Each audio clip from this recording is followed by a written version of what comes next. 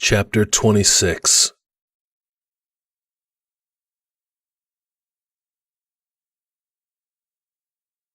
Cam's eyes popped open.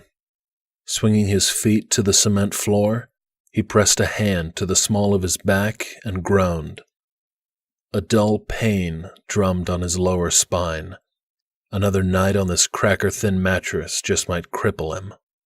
The big metal door opened, and a frantic Jags strode in front of Cam's cell, pulling his long hair toward the ceiling. Think, Jags paced. What's up your ass? Think. Jags yanked his hair tighter. Think. He jumped in the air, bringing both purple sneakers high off the floor. Think. Buddy, what's up? I can't get you out. That's okay. You don't understand. Then explain it to me. You're starting to freak me out. Cam stepped closer to the steel bars. Stephen Walker died before the ambulance even reached the hospital. The monster had finally taken possession. He killed another man and felt no remorse. Cam only wished he could do it over. Stephen's death was too quick. Should have suffered more. He won't make that mistake again. Good. Jags squeezed his face between two of the cold pipes. If I have any chance of getting you out of here, you can't say stuff like that. Maybe it's for the best. Fuck you! Saliva sprayed from Jags's mouth. Think. He shook his fists. Think. He continued to pace. I've already killed 2 people. Jags pushed his face against the metal pipes, an expression not unlike Jack Nicholson in The Shining. Would you shut the fuck up? Cam glanced to the surveillance camera and back at his brother. How many people do I have to kill before you admit this is where I belong? Tell me why you started a fight with him. The why is something I can't tell you. And I didn't just start a fight. I ended it too. My brother's going to die in prison and I don't even know why. Jags knotted his fingers through his hair, elbows out. We'll ask Dad for the bail money. Then we'll hire the best attorney $20 can buy. Cam pointed. Do not ask Dad for money. Jags shot Cam a smug smile. You don't get to call the shots from in there. I'm getting you out, and if I have to sell my body on a street corner to do it, I will. Cam moved to the back of the cell, sat on the edge of the cot. Well, I'll make myself comfortable then.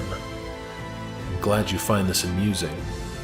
Jags plopped on the bench across from the cell. With his head in his hands, he stared at his sneakers. Sometimes I really hate you. Cam stood, strolled toward the steel bars, and stuck his arm through. Jags lunged across the cement floor. He clutched Cam's forearm with both hands and dropped to his knees, bringing Cam down with him. With Jags's forehead pressed against their forearms, he whispered, Brothers. Cam placed a hand on the back of Jags's bent head. Always.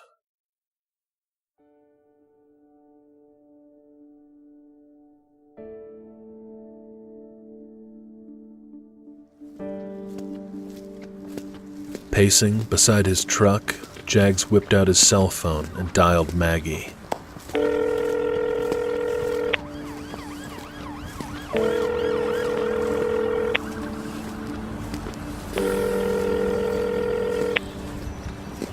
How's Cam? Stephen Walker is dead.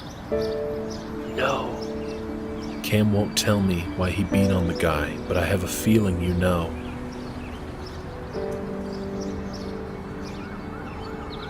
My brother's going to die in jail, and it's because of you, and you can't even tell me why? Really? Jags. Don't Jags me. Tell me. I'm sorry. I can't. You bitch. I'll talk to my dad. Oh, sweetie, this isn't red tape.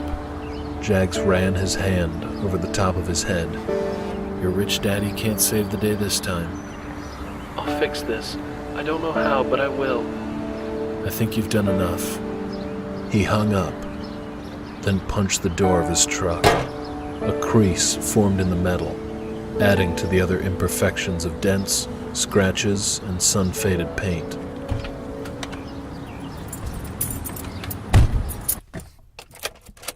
Think.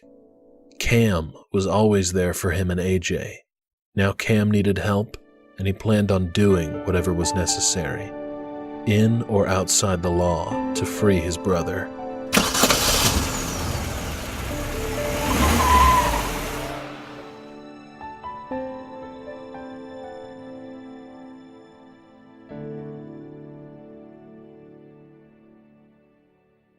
Henry glared at the man who killed Stephen.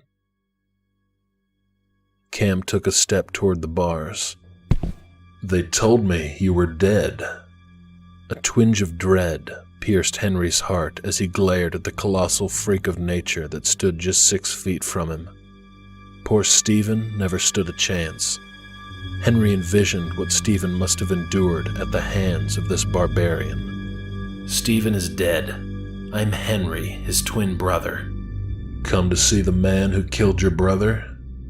Cam took another step toward the steel pipes. Henry met the glare of the savage that stood before him. Doll-like eyes, empty and hollow. Yes. You don't seem too broken up. Everybody has their own way of dealing with a tragedy. An involuntary shudder vibrated through Henry. I want to know why you jumped my brother. Because he's a waste of oxygen. Despite the terror the brute instilled in him, Henry's patience thinned, and his frustration rose. You got any family? Henry grinned. It'd be a shame if something was to happen to one of them. Cam leapt at the bars, reaching through. Henry jumped back. Struck a nerve, did I? This is between you and me. Leave my family out of this. All I want to know is why you killed my brother. Henry sat on the bench across from the cell. If you had a brother and someone killed him, wouldn't you want to know why? It's a reasonable request. He raped a friend of mine. Lines of red riddled Cam's eyes. Henry shook his head. This must be about Maggie. She'd gotten herself raped in high school, and now was hanging out with the likes of this guy. Dumb bitch. You're willing to go to jail for the rest of your life for that whore? Cam's hands tightened around the cold metal bars. With any luck, you'll get the death penalty. The barbarian stormed to the back of the cell.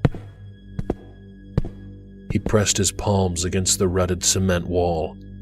Removing one shaky hand, he held it before his face.